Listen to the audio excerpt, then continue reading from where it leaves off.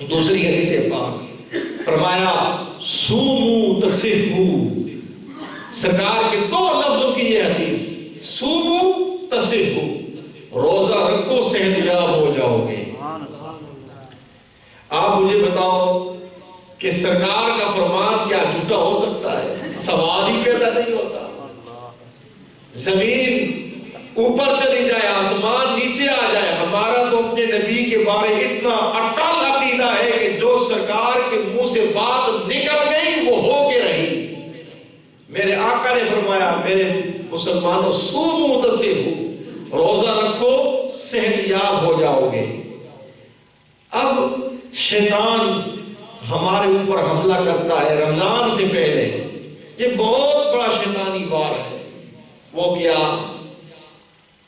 کہ روزہ رکھیں گے تو پھر صحت ڈاؤن ہو جائے گی، پانی کی کمی ہو جائے گی، شوگر کے مریض ہیں شوگر تنگ کرے گی، گردوں کے مریض ہیں گردہ درد کرے گا، اور طرح طرح کے مسائل۔ لیکن ٹھیک ہے جہاں قرآن نے فَمَنْ كَانَ مِنْكُمْ مَرِيضًا أَوْ عَلَى سَفَرٍ فَعِدَّةٌ مِنْ أَيَّامٍ اُخَرَ کے الفاظ ملتے ہیں کہ تم میں سے جو کوئی مریض ہو یا مسافر ہو تو پھر دوسرے دنوں کے اندر اس گنتی کو مکمل کرے۔ قرآن نے آسانی پیدا کر دی۔ دین جو ہے اس کے لیے لا اکراہ فی الدین، دین کے اندر سختی نہیں۔ تو یہ سمجھے کہ دین سختی کے لیے آیا ہے، نہیں، دین تو ہماری اصلاح کے لیے آیا ہے۔ بیماری ہر ایک کے ساتھ ہو سکتی ہے، لیکن اس کا طریقہ کار یہ نہیں کہ بندہ بالکل ساری زندگی کے لیے روزے رکھنے کا نام نہ لے۔ جو بالکل جس کو صحیح ڈاکٹر نے اتھینٹک مصدقہ ڈاکٹر نے بتا دیا ہے کہ تیرے لیے رکھنا مناسب نہیں ہے، تیری جان کو خطرہ ہے، تیری صحت کو خطرہ ہے، تو پھر کیا ہے وہ ان دنوں کے اندر نہیں۔ جب سردیاں صحیح آتی ہیں، جب بندہ پورا دن ایک گلاس بھی پانی کا نہیں پیتا، پانی کی کمی کا مسئلہ نہیں بنتا، تو پھر ان دنوں کی بجائے وہ ان دنوں کے اندر روزہ رکھے گا۔ اگر کوئی مسافر ہے، یہ اس وقت سفر والی بات تھی کہ جب پیدل لوگ چلا کرتے تھے، اونٹوں پہ سفر ہوتے تھے، گھوڑوں پہ سفر ہوتے تھے، لیکن اب بتاؤ اب تو سفر والا معاملہ ہی نہیں رہا۔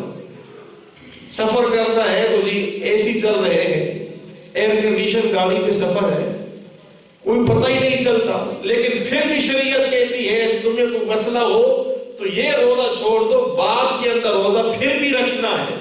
اور ہم کیا کرتے ہیں، بس ایک مرتبہ ڈاکٹر نے کہہ دیا پھر ساری زندگی کے لیے روزے کا نام نہیں لیتے، چاہے سردیاں آ بھی جائیں، دن چھوٹے بھی پڑ جائیں، صحت ٹھیک بھی ہو جائے، ہم نے یہ سن رکھا ہے کہ جی فطرانہ دے دیں گے، فدیہ دے دیں گے، عید والے دن حساب کتاب بنا کے غریب و مسکینوں کے اندر بانٹ دیں گے۔ ایسی بات نہیں، یہ فقہ کا مسئلہ ہے۔ اگر سردیوں کے دنوں کے اندر تمہاری صحت تمہیں اجازت دے، پانی کا مسئلہ نہ بنے، کوئی پریشانی والی بات نہ ہو، دن چھوٹے ہو جائیں، تو ان دنوں والے روزے آپ نے ان دنوں کے اندر رکھنے ہیں۔